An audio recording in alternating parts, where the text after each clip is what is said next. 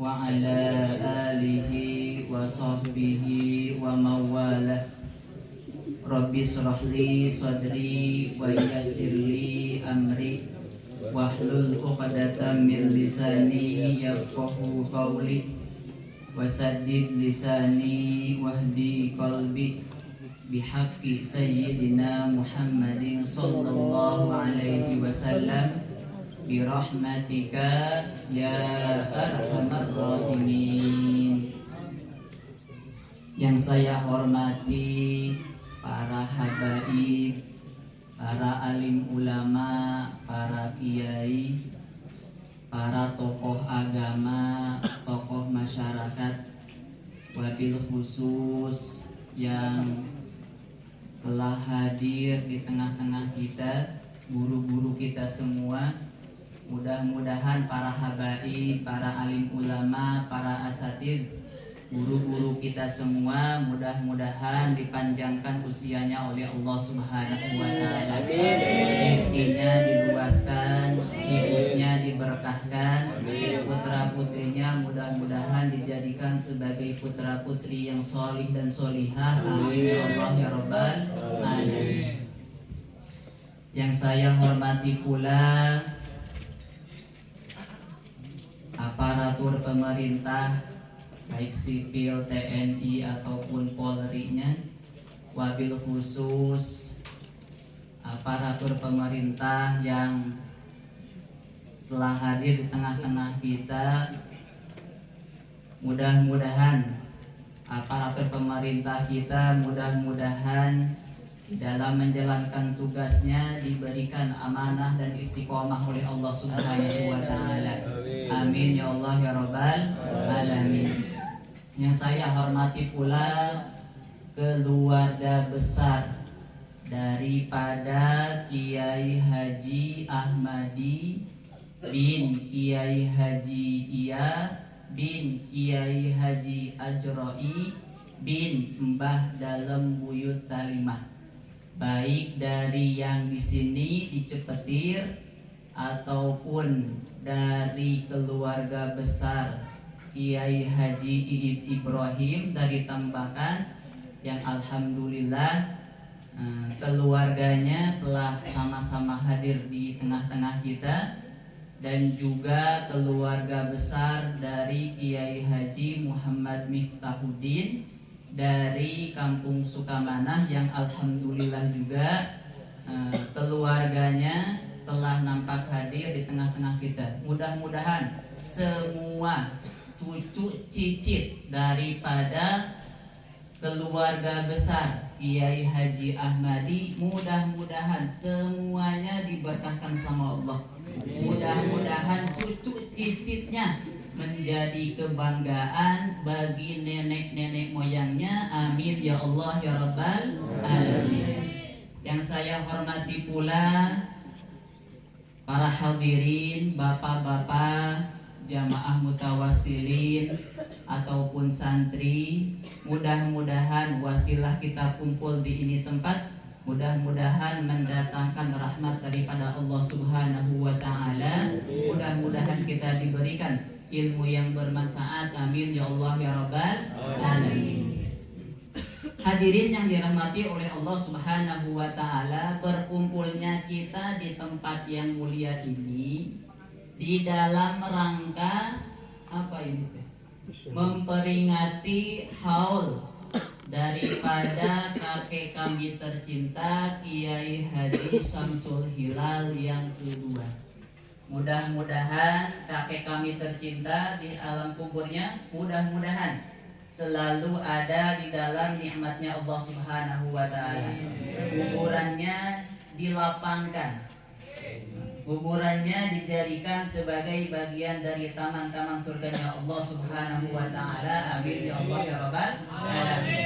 Dan acara yang kedua pada malam hari ini, iman, Islam dan ihsan serta takwa kepada Allah Subhanahu wa taala. Mudah-mudahan para bapak semuanya nih, hadirnya kita di tempat ini, di tempat yang mulia ini, mudah-mudahan iman kita, kualitas iman kita, Islam kita, sama ihsan kita ditingkatkan oleh Allah Subhanahu wa taala. Amin ya Allah ya Rabbal alamin. Yang memang diyakini oleh ulama-ulama kita Ahlus Sunnah wal Jamaah. Karena pada malam hari ini kita sedang memperingati haul yang pertama, maka nanti para bapak semuanya, para hadirin rahimakumullah, kalau berbicara tentang haul pasti nanti hubungannya dengan mayit. Betul gak Pak? Yang namanya haul, acara haul pasti hubungannya berbicara dengan mayit. Nah, terkait masalah keyakinan tentang masalah mayit ini, para hadirin rahimakumullah, ada keyakinan tentang amalan yang ada hubungannya dengan mayit. Amalan-amalan yang ada hubungannya dengan mayit. Di dalam kitab Al-Ajwibah Al-Ghaliyah fi Aqidatil Firqah An-Najiyah yang disusun oleh Habib Zain, juga di dalam kitab Tahqiqul Amal Fima Yanfa'ul Mayyit Minal A'mal yang disusun oleh Sayyid Muhammad bin Alwi Al-Maliki. Dari dua kitab ini saya baca, saya pahami, dan saya simpulkan bahwasannya amalan yang ada hubungannya dengan mayit itu dibagi menjadi tiga. Pertama, ada amalan si mayit yang manfaatnya untuk si mayit.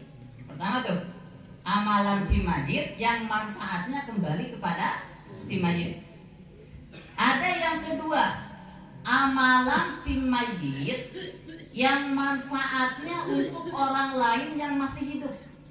Nah, dua tuh. Yang ketiga, ada amalan orang lain yang masih hidup yang manfaatnya untuk si mayit. Ada berapa tuh? Tiga. Satu, amalan si mayit yang manfaatnya untuk si mayit. Yang kedua, amalan si mayit yang manfaatnya untuk orang lain yang masih hidup. Yang ketiga, amalan orang lain yang masih hidup yang manfaatnya untuk mayit. Pertama sekarang, amalan si mayit yang manfaatnya kembali kepada si mayit. Ulama Ahlus Sunnah wal Jamaah sepakat jenis pertama ini sudah terputus. Artinya orang yang sudah meninggal dia tidak bisa beramal lagi. Pernah ningali teu aya pocong salat deui? Hah? Pernah ningali teu? Atuh henteu lamun aya orang abur aya, bener teu Pak? Bener.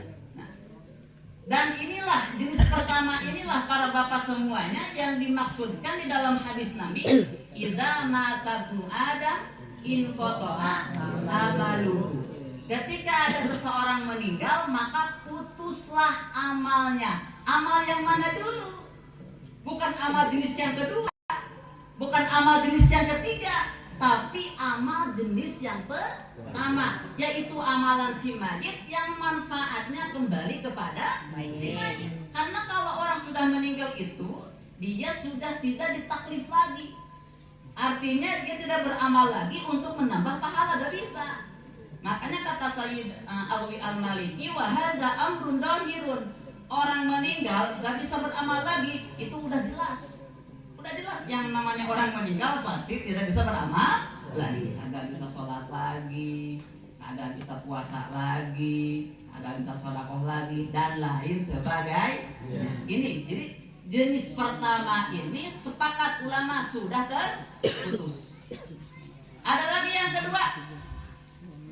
Yang kedua, amalan sirik yang manfaatnya kembali kepada orang lain yang masih hidup. Nah, jenis amalan ini menurut ulama Ahlus Sunnah wal Jamaah yang kita ikuti, jenis kedua ini belum terputus. Artinya apa? Artinya orang yang sudah meninggal itu mereka masih bisa memberikan manfaat kepada orang yang masih hidup. Orang nunggus maut Pak masih bisa merek manfaat ka jelema masih kene hidup. Ini akidah Ahlussunnah wal Jamaah, dan ini harus kita tanamkan dalam hati kita nih. Karena tujuan kita apa Pak? Meningkatkan kualitas iman. Di iman kita nih pada malam hari ini kita upgrade Pak. Kita tingkatkan. Salah satunya apa? Kita harus yakin, seyakin-yakinnya. Jangan ragu, jangan mambang, apalagi mengingkari. Harus benar-benar percaya 100% tanpa dibarengi dengan keraguan bahwa orang yang sudah meninggal itu masih bisa memberikan manfaat kepada orang yang masih hidup. Dalilnya ada. Soalnya kan sekarang ini para hadirin rahimakumullah, kadang-kadang kalau kita beramal suka dipinta apa tuh? Minta dalil. Ente maulid, mana dalilnya? Ente rajaban, mana dalilnya? Ente tahlilan, mana dalilnya? Kalau kagak ada dalil, bid'ah ente neraka. Kan gitu sekarang ya? Nah, dalilnya ada gak? Ada. Bahkan banyak dalilnya. Cuman satu aja nih Pak. Kita sebutkan satu dalil saja yang menunjukkan bahwasannya orang yang sudah meninggal itu mereka masih bisa memberikan manfaat kepada orang yang masih hidup. Dalilnya ada, sahih, tercantum di dalam Sahih Bukhari, juga tercantum di dalam Sahih Muslim. Hadis yang mana? Hadis yang berbicara ini nih tentang peristiwa Isra dan Mi'rajnya baginda Nabi Muhammad Sallallahu Alaihi Wasallam. Sudah tidak asing lagi para hadirin rahimakumullah, ketika Nabi Isra Mi'raj bertemu sama Allah, Nabi diperintahkan melaksanakan sholat 50 waktu. Betul guys? Betul. Ini jelas. Semua harus sudah tahu cerita ini. Ketika Nabi membawa sholat 50 waktu dari Allah, ketika turun ketemu sama Nabi siapa tuh? Ketemu sama Nabi Musa di langit keberapa tuh? Di langit kan? Nah, ketika ketemu sama Nabi Musa, kata Nabi Musa, ya Muhammad, irji ila rabbik fas'alhu tahfif. Irji ila rabbik fas'alhu tahfif. Ya Muhammad, udah deh, kembali lagi aja sama Allah deh. Minta diringanin deh. Jangan 40. Aduh, keberatan. Minta diringanin. Akhirnya Nabi Muhammad kembali ke tuh. Kembali. Ini merupakan luar biasa adab daripada Nabi Muhammad SAW. Sekalipun saran ini muncul dari orang yang derajatnya lebih bawah. Nabi Muhammad itu derajatnya Pak lebih tinggi daripada Nabi Musa. Tapi ketika Nabi Musa memberikan saran, pesan, nasihat, diambil gak tuh? Diambil. Ini pelajaran bagi kita bahwasanya andai kata ada orang lain memberikan nasihat, selama itu nasihat yang baik bagi kita, sekalipun dia ada di bawah kita, ambil. Nabi Muhammad kembali kepada Allah. Minta apa tuh? Diringanin yang asalnya 50 jadi 45. Ketemu lagi sama Nabi Musa. Kata Nabi Musa, irji ila rabbik fas'alhu tahfif. Kembali lagi aja deh, diringanin. Kembali lagi. Ulang lagi ketemu sama Nabi Musa. Kembali lagi. Terus yang ujung-ujungnya sampai 5 waktu. Yang menjadi poinnya, ketika waktu itu Nabi Muhammad ketemu sama Nabi Musa, kira-kira Nabi Musanya masih hidup atau sudah meninggal? Sudah meninggal. Masih hidup atau sudah meninggal? Sudah meninggal. Sepakat semuanya. Nabi Musa itu sudah meninggal. Oleh karena itu umat Nabi Muhammad nih dari dulu sampai sekarang bahkan ila yaumil qiyamah semuanya ada dalam keberkahan Nabi Musa. Semuanya ada dalam keberkahan Nabi Musa. Kita sekarang setiap hari sholat 5 waktu. Itu semua merupakan manfaat yang diberikan oleh Nabi Musa yang sudah meninggal. Berarti dari hadis ini dapat diambil satu pemahaman dan keyakinan bahwasanya orang yang sudah meninggal itu masih bisa memberikan manfaat kepada orang yang masih hidup.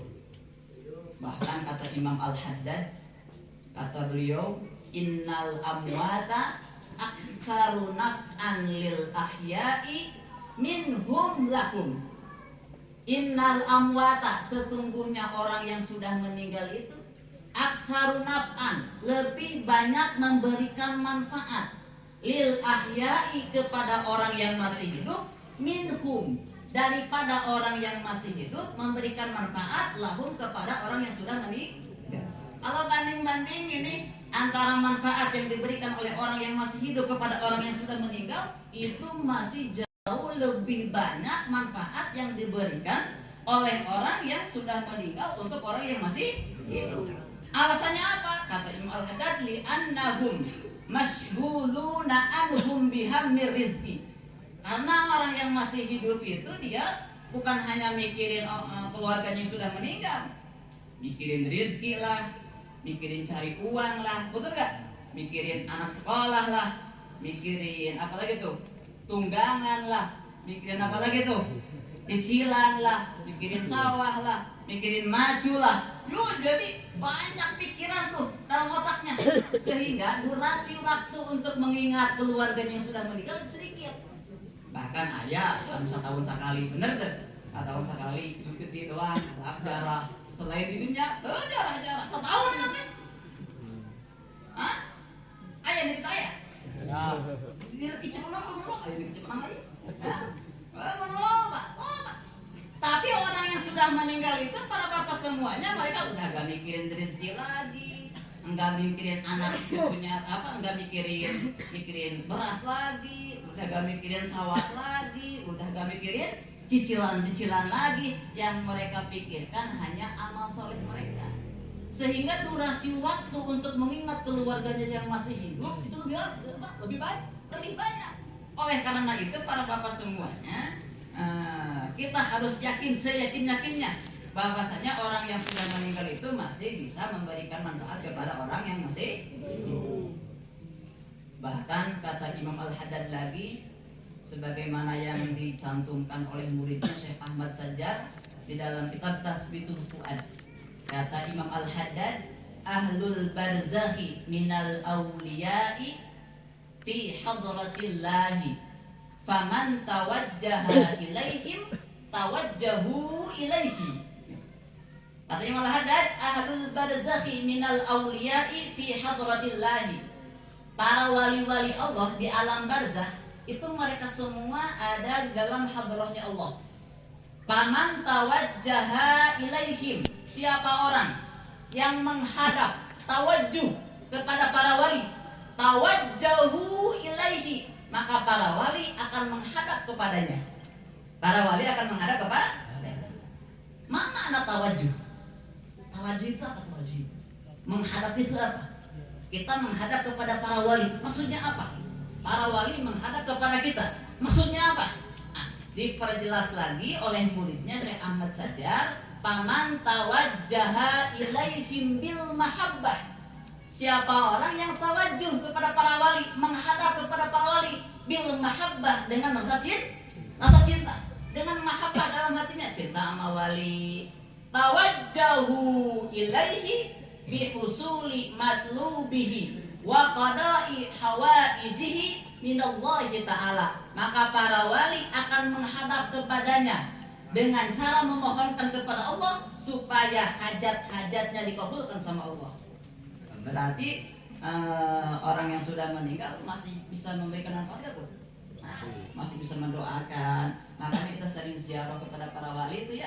Di sini kan suka ada tuh yang dari pimpinan daripada Kun Mamang, ziarah kubur kepada para wali songo atau kemana saja gitu kan. Itu sebagai bentuk mahabbah kepada para wali. Harapannya mudah-mudahan dengan adanya rasa mahabbah kita kepada para wali nanti akan ingat kepada kita, akan memohonkan kepada Allah segala hajat-hajat kita. Para wali itu pakai kasih Allah. Ketika sang kekasih dipinta sesuatu oleh kekasihnya, pasti tidak mungkin menolak. Insya Allah kabul. Insya Allah kabul. Dua. Yang ketiga, apa yang ketiga?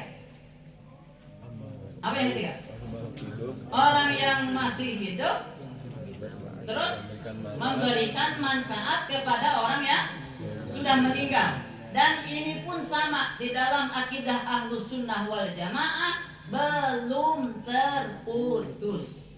Jadi dua amalan ini, dua jenis amalan ini, yang kedua sama yang ketiga itu tidak bisa dimasukkan ke dalam hadis inna idza mata ibnu adam in qata'a amaluhu. Gak bisa dimasukkan ke dalam hadis tersebut. Sebab nanti kalau dimasukkan ke dalam hadis tersebut nanti akan bertentangan dengan hadis-hadis atau dalil-dalil yang lain. Oleh karena itu, hadis idza mata ibnu adam in qata'a amaluhu itu hanya dikhususkan kepada amal si mayit yang manfaatnya kembali kepada si mayit.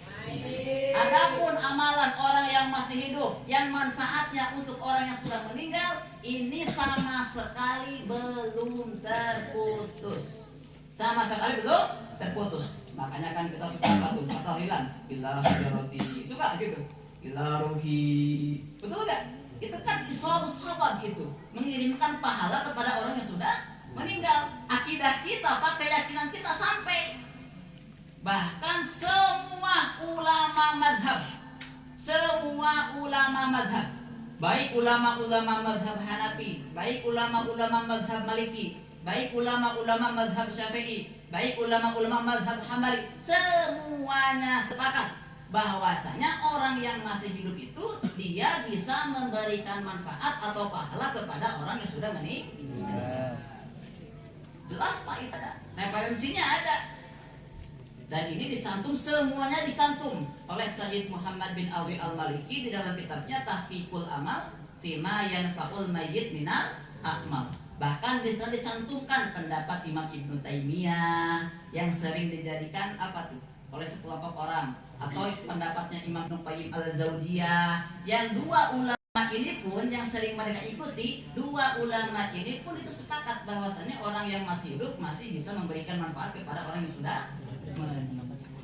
Nah, mudah-mudahan para hadirin rahimakumullah, dengan acara pada malam hari ini mudah-mudahan kualitas iman kita meningkat di sisi Allah. Ya, salah satunya kepercayaan kita, keimanan kita tentang amalan yang ada hubungannya dengan mayit, bahwasanya amalan jenis yang kedua dan yang ketiga itu sama sekali belum terputus. Teruskan toh. Bangun turun.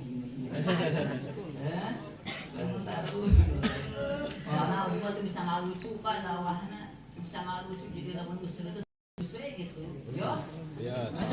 Itu bisa ngalucu dah cantik aja ke sorena.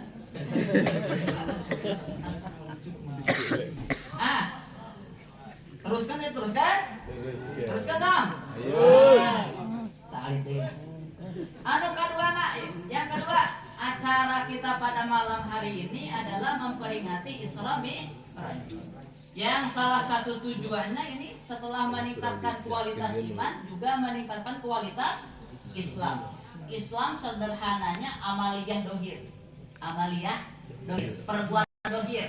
Sholat, zakat, puasa, bakti sama orang tua dan lain sebagainya.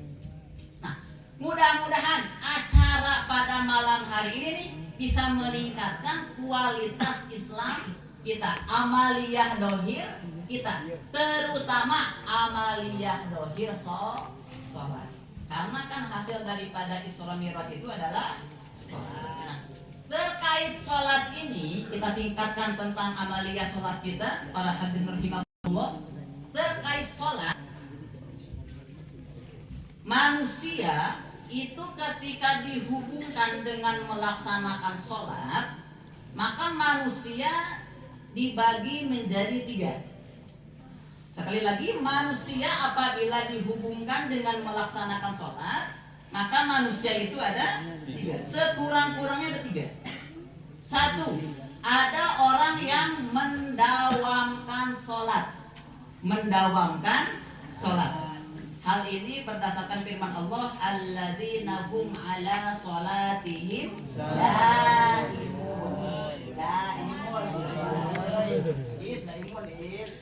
alladzina hum ala sholatihim daimun, yaitu orang beriman itu adalah orang-orang yang mendawamkan sholatnya. Pertama, Mudawamatus sholat. Ada orang yang levelnya mendawamkan sholat. Tuh. Yang kedua, ada yang mendirikan sholat. Ada yang mendirikan sholat. Hal ini berdasarkan firman Allah yang tadi kita baca di awal surat Al-Baqarah, alladzina yu'minuna bil ghaibi wa yuqimuna shalah. Orang yang bertakwa itu adalah orang-orang yang mendirikan sholat. Dua tuh, iqamatus sholat, mendirikan sholat. Atau berdasarkan firman Allah, aqimus sholat, dirikanlah. Yang ketiga, ada orang itu yang menjaga sholat. Menjaga sholat, muhafadhatus sholat, menjaga sholat. Hal ini berdasarkan firman Allah, qad aflahal mu'minun. Sungguh bahagia orang-orang yang beriman. Siapa orang yang beriman? Dalam ayat selanjutnya dijelaskan, walladzina hum ala sholatihim walladzina hum ala sholawatihim yuhafidun. Yaitu orang-orang yang menjaga sholat. Dalam ayat lain, hafidhu ala sholawati wa sholatil wusta. Jagalah oleh kalian sholat 5 waktu. 3 tuh. Jadi ada yang mendawamkan sholat, ada yang mendirikan sholat, ada yang menjaga sholat. Beda gak? Beda gak? Beda gak? Beda. Pertama, mendawamkan sholat. Apa pengertiannya? Kata para ulama, ini dijelaskan di dalam kitab Al-Fawaid Asy-Syatiriyah yang dikumpulkan, yang disusun oleh Al-Habib Salim bin Abdullah Asy-Syatiri. Nah, itu di dalam kitab Al-Fawaid Asy-Syatiriyah yang dimaksud dengan mudawamatus sholat itu adalah hanya mendirikan sholat saja, tidak memperhatikan sunnah-sunnahnya, tidak memperhatikan hak dohirnya seperti sunnah-sunnahnya, adab-adabnya, tidak memperhatikan khusyuknya, tidak memperhatikan kudurnya, tidak memperhatikan khuduknya, tidak memperhatikan ikhlasnya. Yang penting sah dia kerjakan udah. Asal cek Sunda nama, asal cumpon rukun jeung syarat beres. Asal cumpon rukun jeung syarat beres. Nah, yang seperti itu disebut apa? Orang yang mendawamkan sholat. Yang penting sah udah deh, nggak merhatiin sunnahnya, nggak memperhatikan khusyuknya, nggak memperhatikan kudurnya dan lain sebagainya. Yang dia peduli hanya rukun sama syaratnya saja. Itu yang dimaksud apa? Mudawamatus sholat. Orang yang mendawamkan. Yang kedua, ada orang yang mendirikan sholat. Alladzina yu'minuna bil ghaibi wa yuqimunas shalah. Orang yang mendirikan sholat. Apa makna mendirikan sholat? Nah, dalam tafsir Jalalain, Imam As-Suyuti menjelaskan yang dimaksud dengan mendirikan sholat itu adalah ayyatuna biha bihuquqiha, yaitu melaksanakan sholat dengan memberikan hak sholat. Karena sholat itu memiliki apa? Hak-hak yang harus kita penuhi. Apa haknya? Dijelaskan lagi oleh Syekh Ahmad bin Muhammad As-Sawi dalam tafsir Sawinya. Ada hak dohir, ada hak batin. Ada hak dohir, ada hak batin. Kalau hak dohir terpenuhi syaratnya, terpenuhi rukunnya, terpenuhi dan dilaksanakan adab-adabnya dan sunnah-sunnahnya. Itu hak dohir tuh. Jadi bukan hanya memperhatikan rukun sama syaratnya saja, tapi plus adab sholatnya, plus sunnah-sunnah sholatnya. Itu hak dohir. Ada hak batin apa? Seperti khusyuk, ikhlas, hudur, khudu' dan lain sebagainya. Kalau dua hak ini sudah terpenuhi, baik hak dohir maupun hak batin, barulah orang tersebut dikategorikan sebagai orang yang mendirikan. Yang ketiga, dengan muhafadzatus shalah atau orang yang menjaga sholat. Apa pengertiannya? Kalau orang yang menjaga sholat itu bukan hanya hak dohir sama hak batinnya yang diperhatikan, plus rawatibiha, dijaga juga sunnah rawatibnya, qobliyah, ba'diyahnya dijaga tuh. Bahkan ditambahi lagi wa isbagi wudu'iha, disempurnakan wudunya. Jadi muhafadzatus shalah itu menjaga syaratnya, menjaga rukunnya, menjaga adab sholatnya, menjaga sunnah sholatnya, menjaga ikhlas khusyuknya, menjaga qobliyah ba'diyahnya, juga menjaga apa? Kesempurnaan wudunya. Ini yang dimaksud dengan muhafadzatus atau orang-orang yang menjaga. Berarti level tertinggi apa tuh? Nah, muhafadzatus. Kalau sholat kita sudah mencapai kepada level iqomah, minimal iqomah, bagusnya muhafadzah, maka nanti sholat kita baru akan masuk kepada kategori sholat yang ada dalam firman Allah, innas sholata tanha anil fahsya'i wal munkar. Sesungguhnya sholat itu apa? Bisa mencegah kita dari perbuatan keji dan kurang rajin sholat mah. Pancuk dina Al-Quran cenah ari sholat bisa ngabentengan kurang tina migawe maksiat. Ini buktinya orang sholat mah sholat, maksiat mah jalan. Ieu teh kumaha carita? Al-Qur'an bohong atau mustahil, Pak? Mustahil Al-Qur'an bohong. Teu bohong, Al-Qur'an mah bener. Makana pahamina secara utuh. Tingali lapadna innas sholata tanha anil fahsya'i wal munkar. Itu di dalam kitab Al-Quyudatur Rabbaniyah karya Habib Zain bin Semit mengutip perkataan dari Habib Idrus bin Umar Al-Habsyi. Itu yang disebut yang dimaksud sholat yang ada di dalam ayat innas sholata tanha anil fahsya'i wal munkar itu enggak semua sholat. Lamun cek santri mah sebab lapan sholat di dieu teh ma'rifat lain nakirah, bener tuh. Ma'rifat lain lagi, ma'rifat kusabab alif lam. Aya ma'rifat kusabab isim isyarah, aya ma'rifat kusabab isim mausul, aya ma'rifat kusabab isim alam, aya ma'rifat kusabab mudhof kana isim ma'rifatul lain. Nah, ieu mah ma'rifatna kusabab naon tah? Kusabab alif lam. Ma'rifat teh para bapak sadayana sederhana nama khusus. Nakirah umum, ma'rifat khusus. Lapan asalah yang ada di dalam firman Allah innas sholata itu makrifat, menunjukkan pada khusus. Enggak semua sholat bisa tanha anil fahsya'i wal munkar, tapi sholat khusus. Sholat yang mana? Sholat yang minimalnya sudah mencapai kepada level iqamatus sholat. Kalau baru mudawamatus sholat, jangan harap Pak sholat kita tanha anil fahsya'i wal munkar. Minimal level iqamatus sholat, hak dohirnya dipenuhi, hak batinnya pun dipenuhi, baru nanti level sholat kita bahkan bakal menjadi sholat yang tanha anil fahsya'i wal munkar. Jadi sholatna ulah syarat jeung rukuna doang. Sunnah Nabi dipigal. Kan para bapak sadayana ya Allah ya Rabbi eta kasunnahan sholat teh kacida lobana.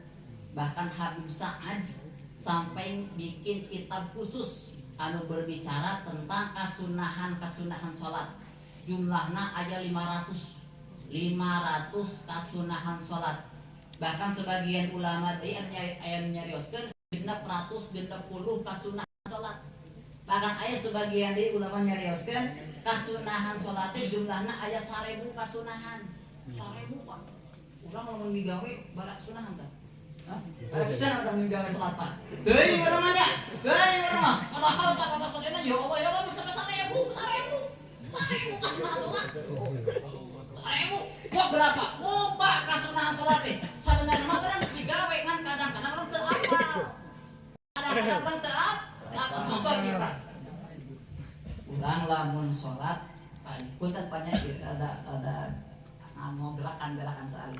Lamun orang sholat Pak sampean orang kumaha? Nah, orang iya apa iya biasana?